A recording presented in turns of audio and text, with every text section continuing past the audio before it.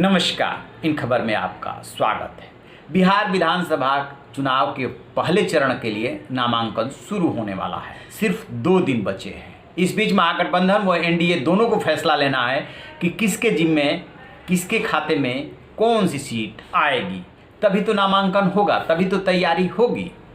लेकिन महागठबंधन हो या एनडीए, सीट शेयरिंग फार्मूला जो है अभी बन नहीं पाया है। खिचड़ी पकी जरूर है, लेकिन फाइनल अभी नहीं हो पाया है। एनडीए के लिए सबसे बड़ी मुसीबत या मुश्किल जो साबित हो रही है वो हो रही है चिराग पासवान की सीटें।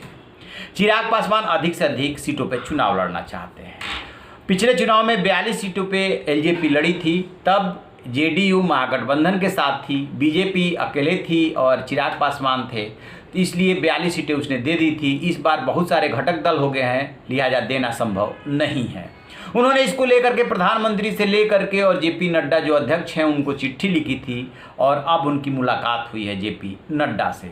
इसमें उन्होंने फार्मूला अपना पेश किया है। उन्होंने कहा कि 42 की जगह पे हम 33 सीटों पे तैयार हो सकते हैं, बशर्ते कि आप डिप्टी चीफ मिनिस्टर बनाने का वायदा करें, यानी कि सत्ता आती है तो 2 विधान परिषद की सीटें दें और 1 राज्यसभा की सीटें दें। बदले में बीजेपी ने भी उनको फार्मूला दिया है कि डिप्टी चीफ मिनिस्टर के लिए अभी कोई वायदा नहीं कर सकते, क्योंकि इसके लिए उनको नीतीश कुमार से भी मंत्रणा करनी पड़ेगी। दूसरी बात उसने कही है कि 33 सीटें हम आपको नहीं दे सकते, 25 दे रहे थे, अधिक से अधिक 27 सीटें दे देंगे। विधान परिषद की जो 2 सीटें आप मांग रहे हैं उस पर विचार किया जा सकता है और समय दिया है कुल 24 घंटे का। ये मुलाकात कल रात की है, तो 24 घंटे में आपको फाइनल करके बताना है। अदरवाइज कल जो खबरें आ रही है उसके मुताबिक जेडीयू और बीजेपी अपने सीटों का ऐलान कर देगी, यानी कि बहुत ज़्यादा चिराग पासवान का इंतजार नहीं करेगी। चिराग पासवान को यह फैसला लेना है कि जो बीजेपी ने फार्मूला सुझाया है उस फार्मूले के तहत वो राजी हैं या अलग होकर के चुनाव लड़ेंगे।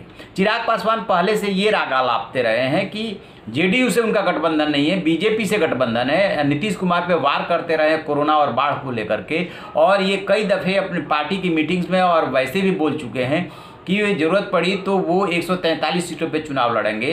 वो फार्मूला निकाले हुए हैं कि जेडीयू और हम जहाँ से लड़ेगी वहाँ से वो चुनाव लड़ेंगे, बीजेपी जहाँ से लड़ेगी वहाँ से वो चुनाव नहीं लड़ेंगे, यानी अकेले भी चुनाव लड़ सकते हैं। इसी बीच उपेंद्र कुशवाहा की रालोसपा जब महागठबंधन से अलग हुई तो ये चर्चा निकली कि पप्पू यादव के साथ मिलकर के रालोसपा यानी उपेंद्र कुशवाहा और चिराग पासवान, मुकेश सहनी यदि बाहर आते हैं महागठबंधन से तो वो मिल करके तीसरा मोर्चा बना सकते हैं। उपेंद्र कुशवाहा ने भी आज प्रेस कॉन्फ्रेंस बुलाई है मौर्या होटल में। वो कुछ बातचीत करने वाले हैं, कुछ बताने वाले। इस दिशा में भी चर्चा तेजी से चल रही है। अब चिराग पासवान को फैसला लेना है कि आप एनडीए छोड़ करके तीसरे मोर्चे में जा रहे हैं, क्योंकि पप्पू यादव की पसंद चिराग पासवान है और उन्हें वो सीएम के रूप में प्रोजेक्ट करते रहे हैं। तो आप उधर जा रहे हैं तीसरे मोर्चे में या एनडीए के साथ रहेंगे। एनडीए के साथ रहेंगे तो आपके पास कल सवेरे तक का ही वक्त है। वैसे तो आज रात तक का ही आपको बताना है, लेकिन अधिक से अधिक कल सुबह तक का आप टाइम ले सकते हैं।